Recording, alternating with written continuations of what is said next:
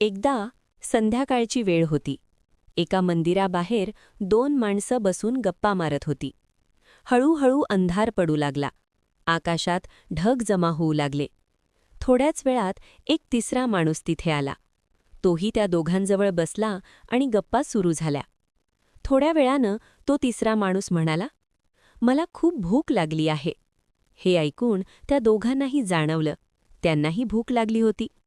पहिला म्हणाला, "माझ्याकडे 3 भाकऱ्या आहेत." दुसरा म्हणाला, "माझ्याकडे 5 भाकऱ्या आहेत." पहिल्यानं सुचवलं, "आपण तिघे मिळून वाटून घेऊ आणि खाऊ." आता प्रश्न उभा राहिला, 8 भाकऱ्या तिघांमध्ये कशा वाटायच्या? पहिल्या माणसानं सांगितलं, "प्रत्येक भाकरीचे 3 तुकडे करूया, म्हणजे 24 तुकडे होतील आणि आपल्याला प्रत्येकी 8 तुकडे मिळतील."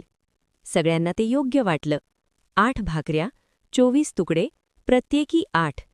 तिघांनी पोटभर खाल्लं, भूक शांत झाली आणि पावसामुळे मंदिराच्या आवारातच ते तिघे झोपी गेले. सकाळी तिसरा माणूस उठला. त्यानं त्या दोघांचे आभार मानले आणि प्रेमाची भेट म्हणून 8 सुवर्णमुद्रा दिल्या आणि निघून गेला. तो गेल्यावर दुसरा माणूस म्हणाला, "चला 4-4 मुद्रा वाटून घेऊ."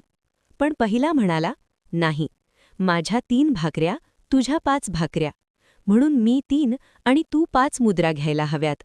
वाद सुरू झाला. शेवटी दोघे मंदिराच्या पुजाऱ्याकडे गेले.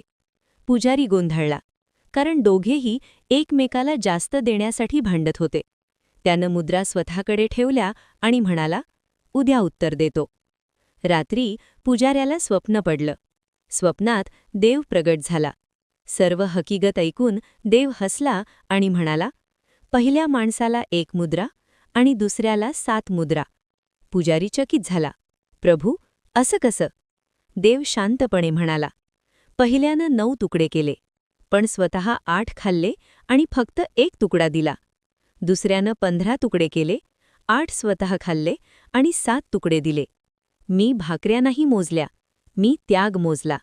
आणि न्याय नेहमी त्यागावरच होतो.